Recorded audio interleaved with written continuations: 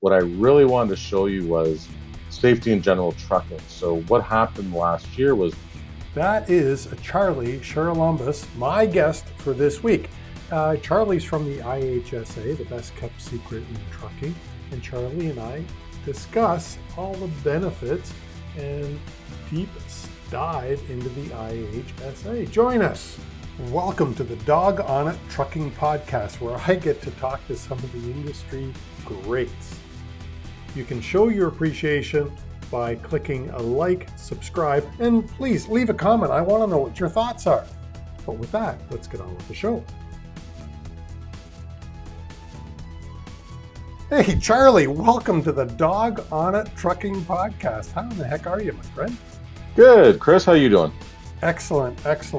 Charlie, I wanted you on the show because I was hoping you could shed some light on what I think is the best kept secret in the trucking industry. Can you tell us what IHSA is all about? Absolutely. So the best kept secret, as you call it, the IHSA stands for the Infrastructure Health and Safety Association. So the IHSA, probably it's easier for us to refer to it that way from this point on, the association is Ontario's trusted health and safety resource. Our goal is to improve the lives of Ontario workers. It's the vision of the IHSA for safe and healthy workplaces free from incidences, illnesses, and fatalities across Ontario. Okay, so I said a mouthful, I know. And you did, and it was great. You recently joined the IHSA. Can you tell us a little bit about yourself and maybe your career path, just so that people understand what is available and what's out there in the transportation industry a little bit? Yeah, absolutely. So my history or my career path in transportation started over 15 years ago. I was a corporate trainer. So being a corporate trainer, I was looking for an opportunity, and I was fortunate to get a job at Markel Insurance, which is now Northbridge Insurance. Yep. Started off downtown Toronto in corporate training before moving into the risk services department, which was safety and training at the time. And I got to get a little bit more exposure directly with our clientele at the time, which was only trucking. Markel was just trucking before we became Northbridge. So I continued there. I was there for 12 years, working in safety and training, risk services, with some great people, designed some training programs, got to work with organizations, trucking companies across Canada. After 12 years, I decided to try something a little different and took a sales role with another company where I was helping companies manage obtaining their abstracts, CVORs, criminal record searches, things like that. But then a few months ago, on March 2nd of this year, I started with the IHSA. I've had a pretty long history with the IHSA through something called the Fleet Safety Council. Gotten to know them really well, and I've been a big fan for a long time, and the opportunity came up, and I knew that this was the place for me to go. So on March 2nd of this year, I officially became coordinator for research, stakeholder, and public relations at the IHSA. And how long was it before we went into the COVID lockdown after you started your new job? Probably about a week. I started on March 2nd, and my second week, we were asked to work from home, and I've been working only from home ever since under lockdown. So trial by fire, I went right into it, right into a health and safety association and into a global pandemic. Well, and what a way to start a new job. Absolutely. What's the purpose of, let's talk about IHSA a little bit. What's the purpose of IHSA? What's the goal? Well, as I mentioned before, IHSA's goal is to provide safe and healthy resources for different sectors across Ontario for employees to make sure that everybody is safe, healthy, and reduce incidents of fatalities.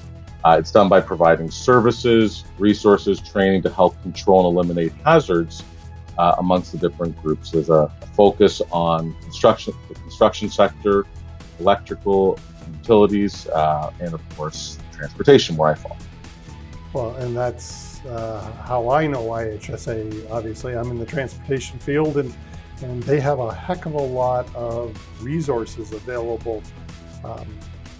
Can you, for the trucking industry, and maybe all industries as a whole, but specifically for trucking, can you give us some examples of some of the things that are available?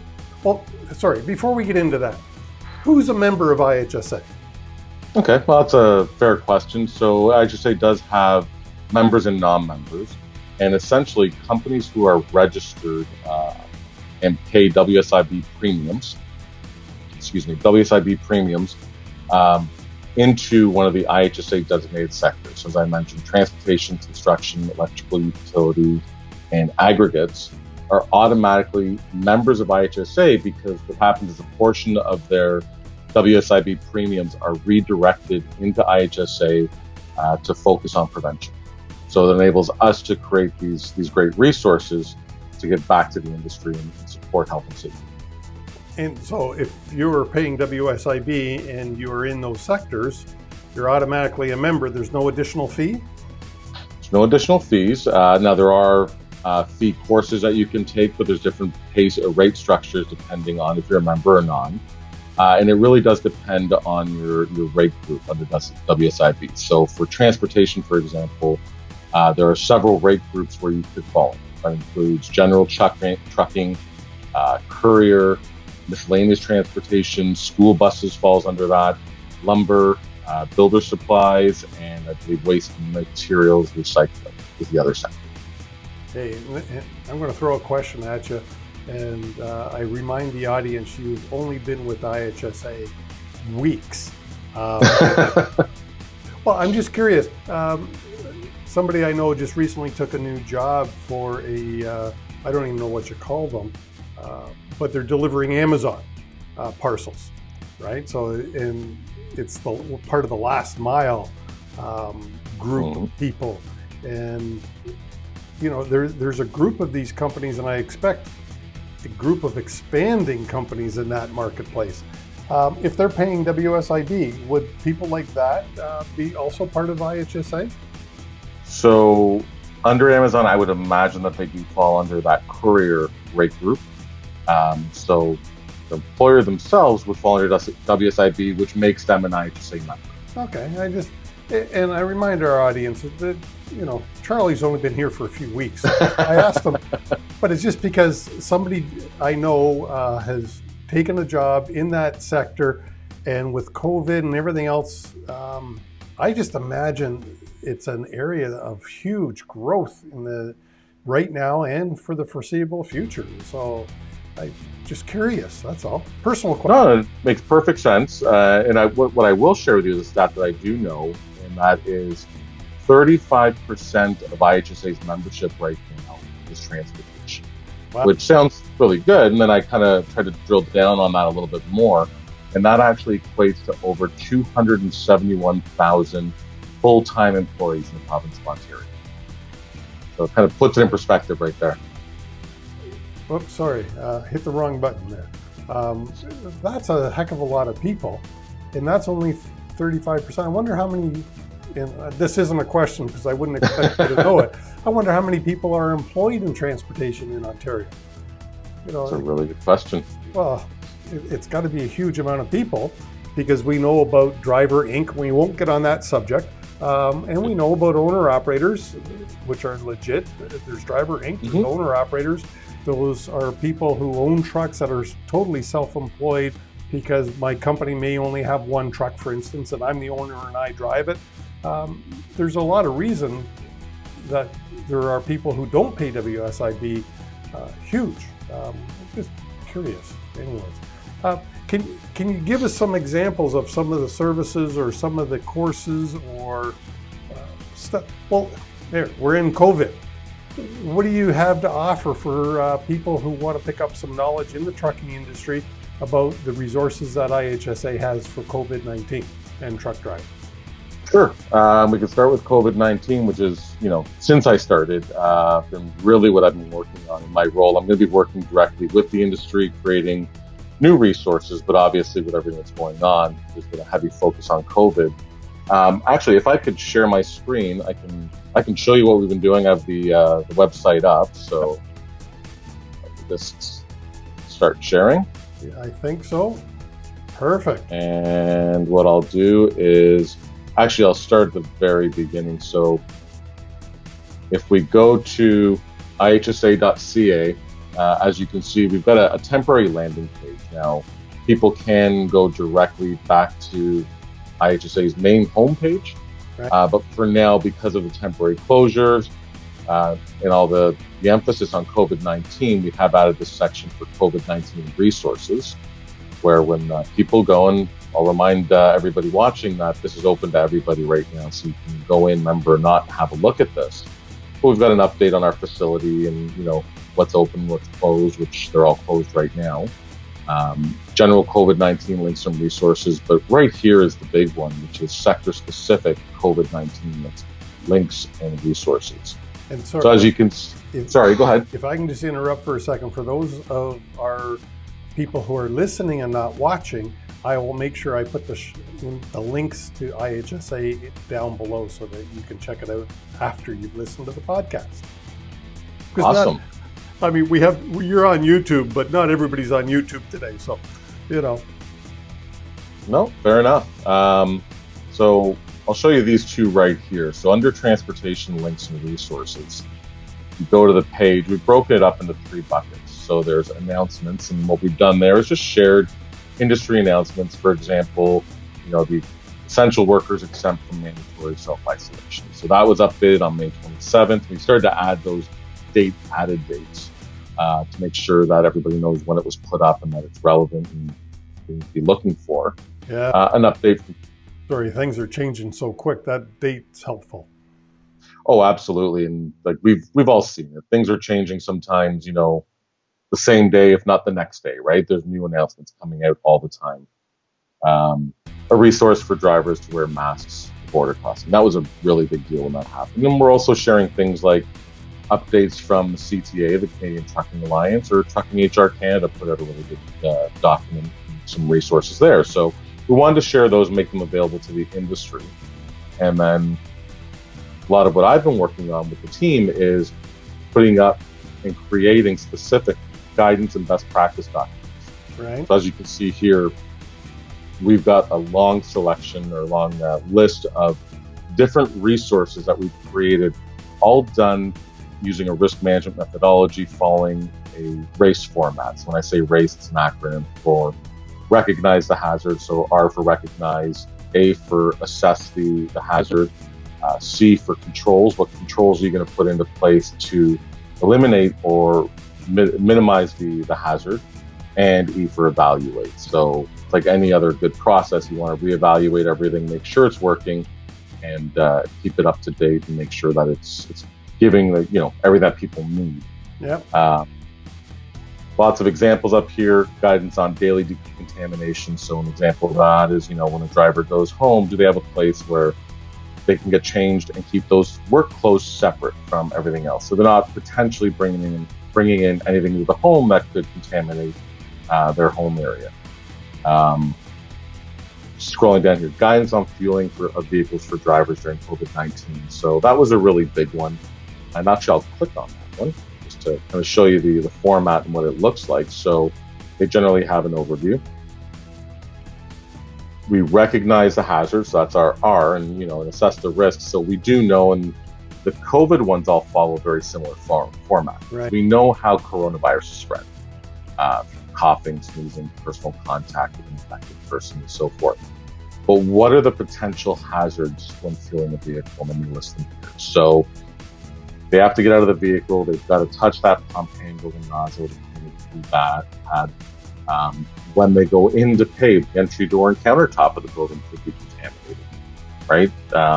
Washrooms in the facility when they go up to the lottery ticket kiosk. Close contact with other individuals at the fueling station. So these are risks that we know and have identified. And then we provide some controls. So a reminder to maintain physical distancing, specific procedures while at the fuel stop. So make sure that they're wearing appropriate PPE from the moment they leave the cab. So make sure they have gloves on them. extra hand sanitizer. If they're using a shared vehicle, wipe down that gas cap before you use it. Wipe down the pump handle or the touch screen when you're selecting your fuel. So things like that. Yeah. Well, and if you're in a shared cab, my goodness, they've got to, assuming that it's not a team truck, but a shared truck, they have to wipe down the whole truck before a great deal of the interior before they should start driving. Totally, which would bring you to guidance on cleaning and sanitizing inside your vehicle during COVID-19. We recognize that's something that's going to happen. Definitely shared vehicles. And I'm glad you brought that one up. I'm going to jump back for a moment because these just came up the other day. And IHSA has posted some self-help videos. One of them is sanitizing and cleaning commercial motor vehicles. So I won't bring this up. The link is obviously there, but for a 7-minute long video where we actually detail how to clean the inside of a cab. So great instructional videos. The other one that's really relevant here, I guess for everybody, is donning and doffing of disposable latex gloves, right? So we all know that, gloves are an appropriate PPE, or latex gloves can be, but there is a proper way to remove and dispose of them. And I'll put links. Are they on YouTube, those videos?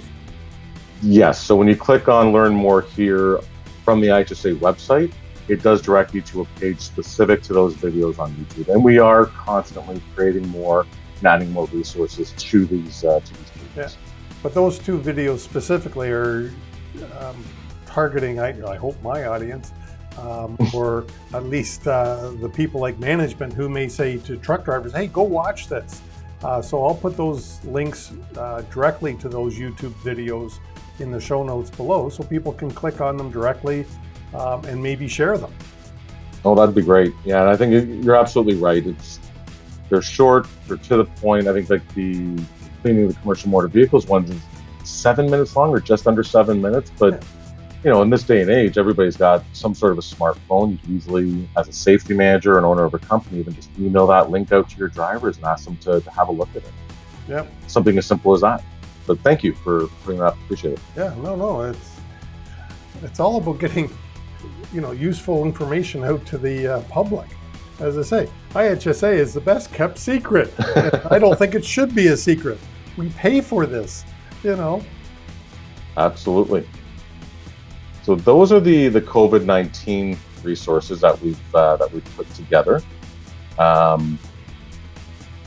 guess I can give you back control of the screen now. Well, I was going to say. There we go. Before you leave that, what do you have? Okay, so that was good for truck drivers and stuff. And I know there's a lot more resources on the site targeting truck drivers. But what about dispatchers or management stuff? Do you have anything like that on IHSA's website?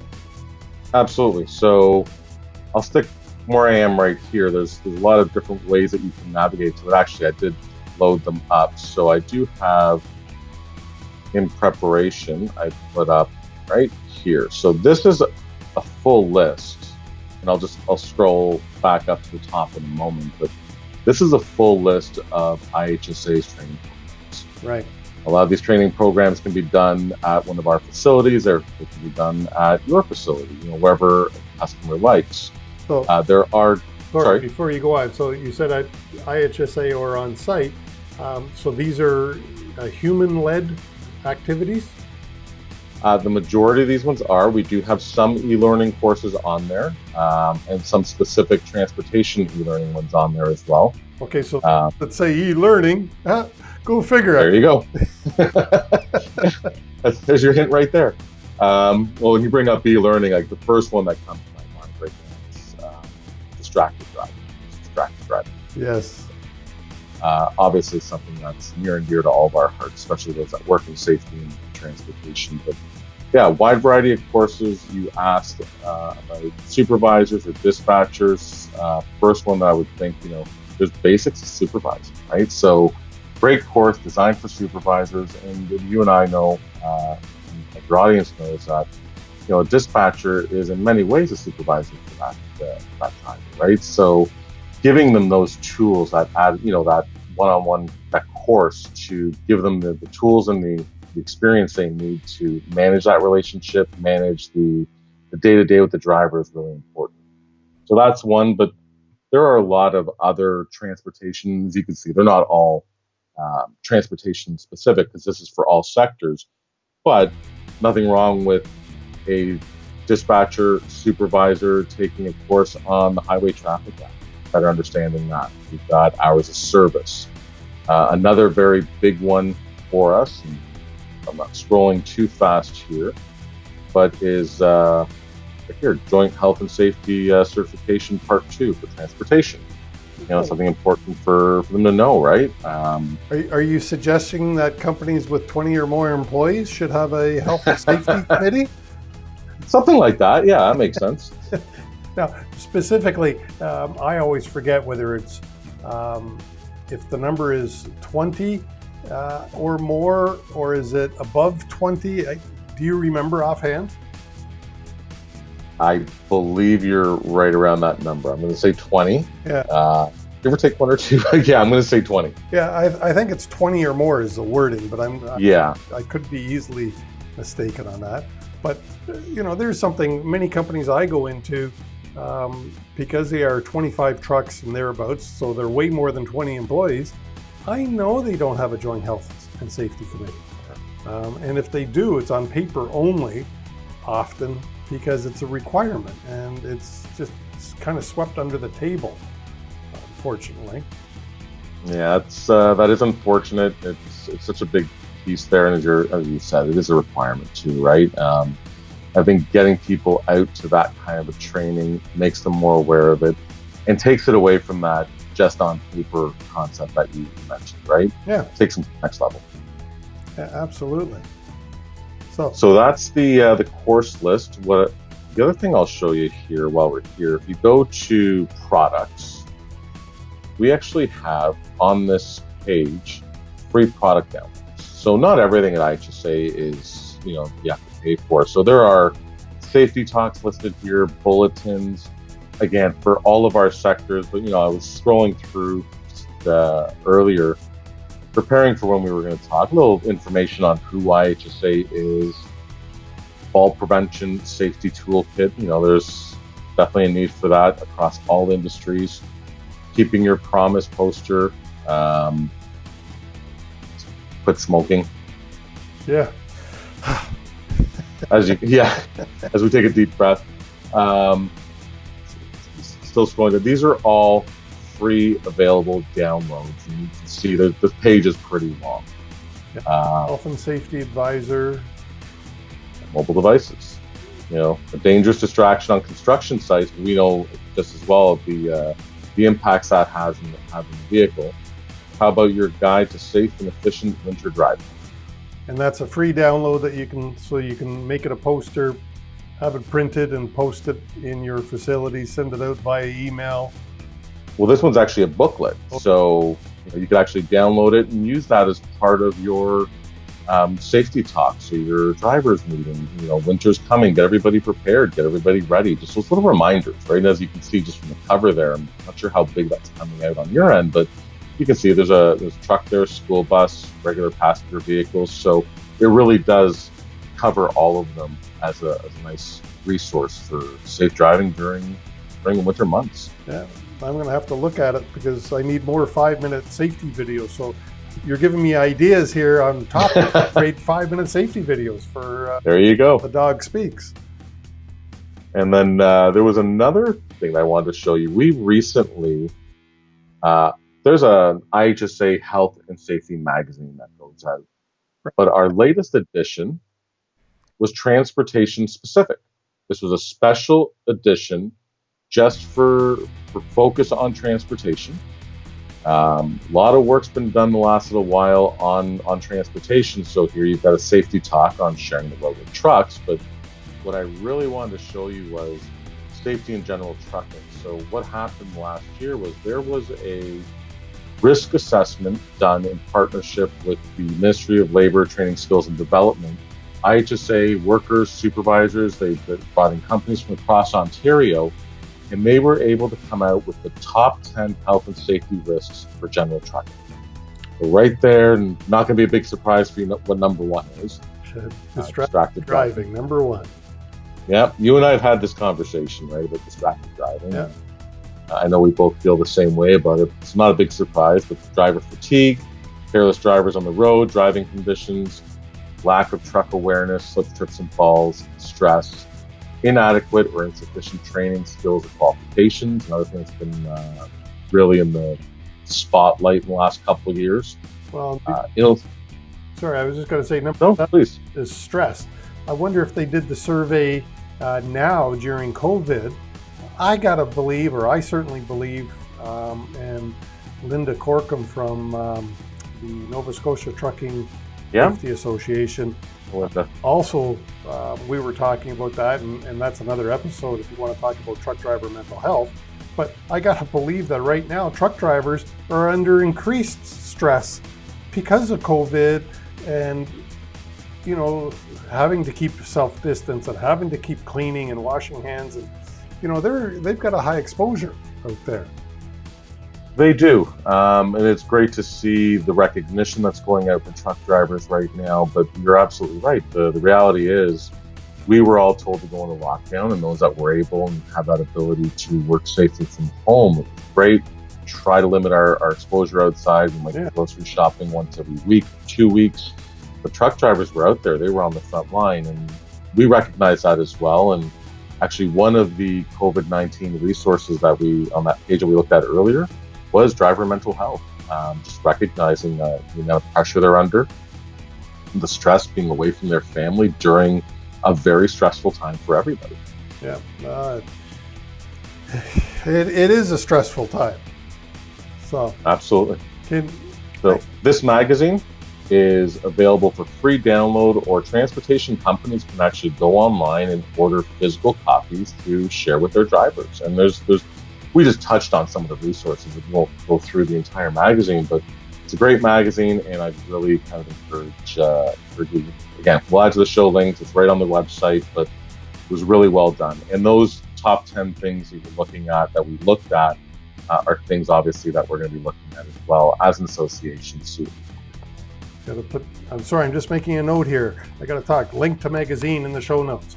And there you go. Is that a picture of our mutual friend there, Mr. Guy?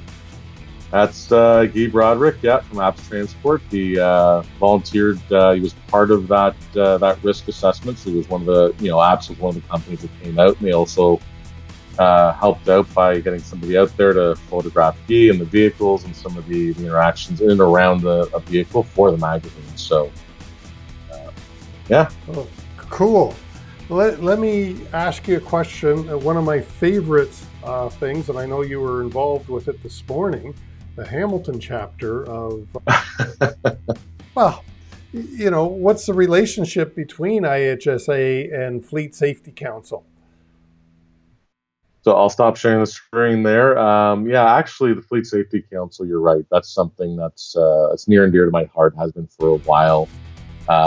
We talked about IHSA being the best kept secret, which I really want to change. I want to get that out there. But the Fleet Safety Council, in my opinion, is where you're going to get the biggest bang for your buck as a safety professional. Depending on the chapter, very reasonable rate. It's about $50 a year to be a member, where you get 10 meetings a year. They don't meet in July and August across Ontario with guest speakers. The IHSA administers the Fleet Safety Council. So we provide administrative support at the meetings for the conference. There's an annual conference as well. But there's a really strong connection and relationship there. And that was actually my introduction to the IHSA many years ago when I first joined the Toronto chapter of the Fleet Safety Council. Yeah. Now, just before you move on, because I do want to talk quickly about the conference. Before we do that, where are the chapters? Obviously, this is Ontario-based only. Correct. Hopefully, we have listeners from across North America. But so you got to be here in Ontario. Can you name off some of the locations of the chapter? Absolutely.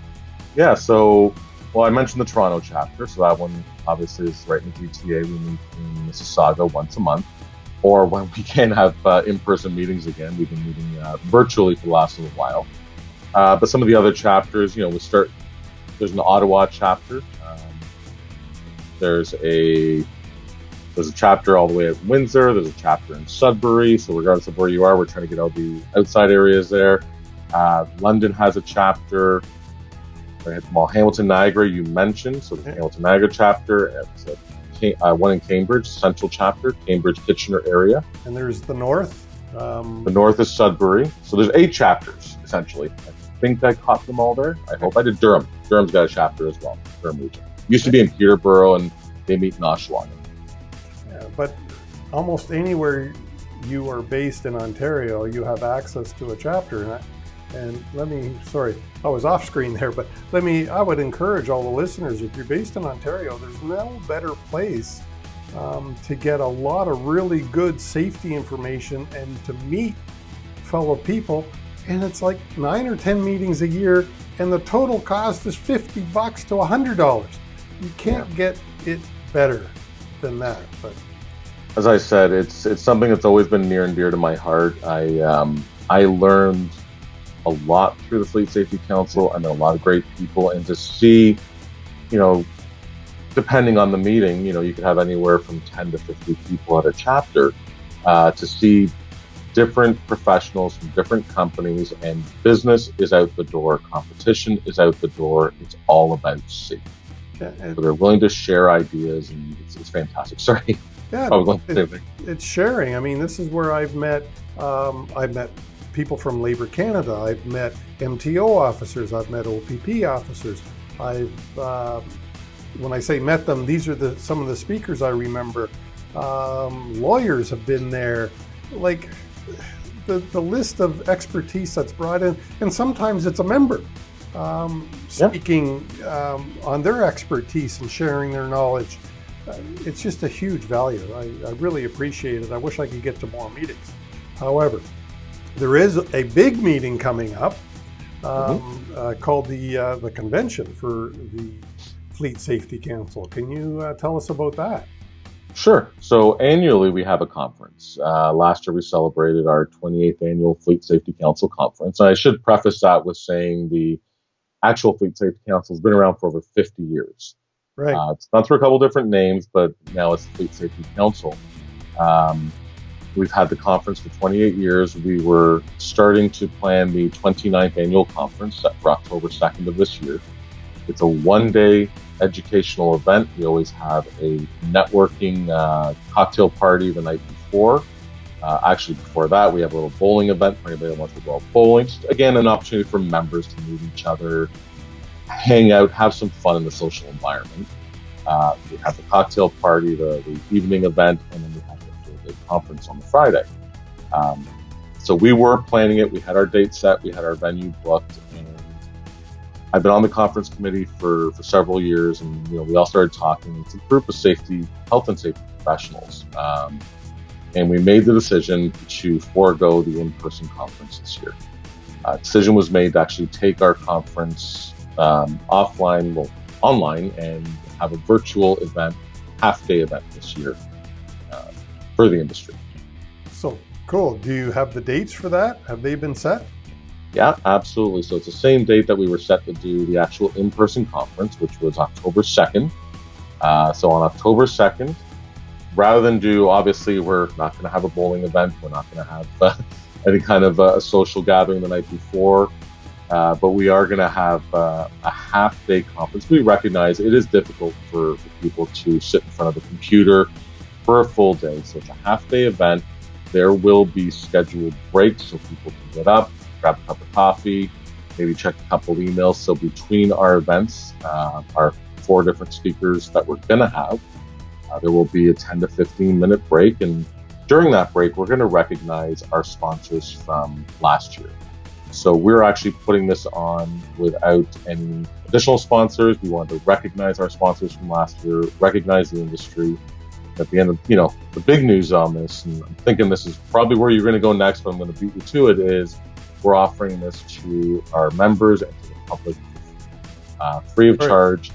Yeah, I conference. was just going to say you faded out a little bit there when you said free. Free. Yeah, no, this is huge. It's free to everyone. You don't even have to be a member of IHSA. You don't have to be a member of the IHSA. You don't have to be a member of the Fleet Safety Council. And I really, I encourage people that are watching this to come join us that day, because online we have the ability to reach much, a larger audience. Yeah. And I really think, we're going to share a little bit of information, of course, with everybody online about the chapters. And like you said, regardless of where you are in Ontario, it's probably a chapter that you can get to. So I really hope that this is going to help kind of build our chapters a little bit more and get some more members. It's exciting. It's something different. We're all learning as we go along here. Next year, the plan is to, hopefully that everything is back up and running normal, go back to our in-person format. So we really do like the social aspect of it. It is a very social industry, a great group. For this year, it's a free virtual event. Yeah, so I would encourage everybody, and of course there will be a link to how to register for that in the show notes. So you just click on that link. Charlie, what else is on your mind? I'm trying to think what we've covered, what we haven't covered. Actually, you know what? There was another. I'm going to go back to sharing my screen if you don't mind. So these are IHSA's road safety solutions. So we talked about a little bit about the training programs that are available. What IHSA has done is also put together distracted driving solutions, distracted driving toolkit, preventing motor vehicle incidents, and road safety. So these are very simple to access. I think I've mentioned already the free distracted driving e-learning course. But essentially, that's just when you go in here now. We won't go through this now, but when you do click on any of these, all you're asked for is your name, first name, last name, email, your company. That's not even mandatory there. What sector are you from? So again, it's looking to see if you're from transportation, construction, or electrical and utilities. You do not have to opt in for anything. It's just more so we understand where people are coming from, and it takes you directly into that free e-learning course. Same thing with the distracted driving toolkit. You can go in, have a look at all the different resources, the safety talks, the posters. We talked about the time I spent at Northbridge. There's a beautiful distracted driving poster that's on there where at the time when I was working out of the Guelph Training Center, I actually ordered a few of them, framed them, and put them up in our classrooms. And this is years before I joined IHSA. Really easy to use, step-by-step tools on preventing motor vehicle incidents, and then the road safety toolkit. And then as you scroll down, this road safety solution here on how to build that program. Links to all the toolkits and resources and training that we have. So when you go in, again, it's probably way too much for us to go through today, but you can click through each one, and step number one is the plan. Click on more details. Gives me everything I need to know about knowing what my responsibilities are, and these are all documents or links to videos on knowing what my responsibilities are when designing that plan. Getting that commitment, again, every tool. There's a motor vehicle incident cost calculator on there, a motor vehicle incident cost calculator worksheet. So all of these tools that any trucking company or transportation company can use, but I like to look at these and think for those smaller ones that are just starting to grow, and you reach that point where you realize that you're not just that 1 or 2, 3 trucks anymore, and it's a real business, and you've got to start calculating some of these things and determining them. They're all here for you. So that's just the plan. There's do, there's check, like all these different things on these steps that will walk you through in very simple to use resources. Awesome. So wanted to share that one as well, because I do think it's a big piece, and again, happy to.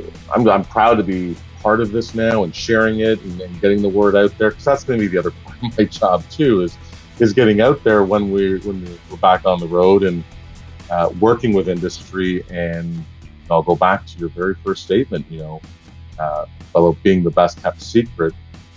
I've tried for years, and before I started working back, to say, let's help people about some of these resources. And now part of my job is going to be to get out there and share that with people. So I'm pretty excited about that. That's perfect.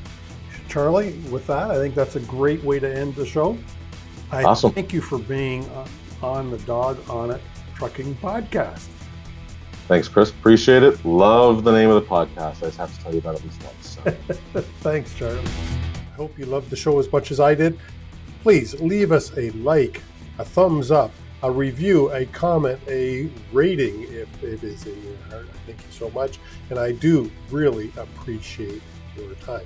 And join us again next week for another exciting interview.